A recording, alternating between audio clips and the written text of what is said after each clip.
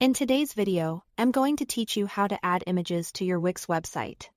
If you want to make your site more visual, more engaging, and easier for visitors to connect with, adding images is one of the simplest and most effective things you can do.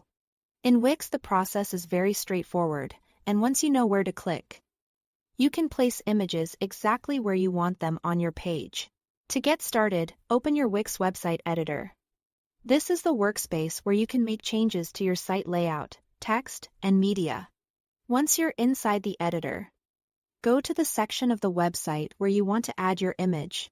This could be a homepage banner, an About section, a services area, or really any part of the page where an image would help support your content.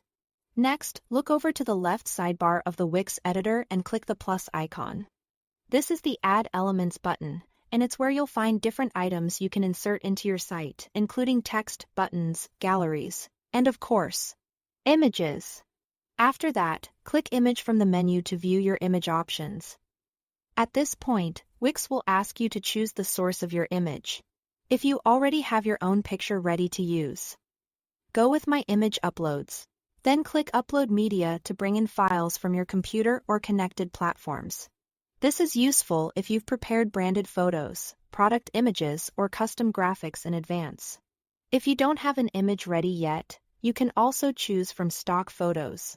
Wix gives you access to high-quality visuals directly inside the editor, including options from built-in media libraries and popular stock providers.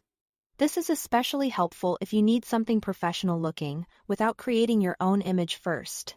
Once you find the image you want to use, select it and click Add to Page. The image will then appear on your website canvas. From there, you can drag and drop it into the exact position you want. To adjust the size, use the corner handles and resize it carefully so it fits the section neatly and looks balanced with the rest of your content.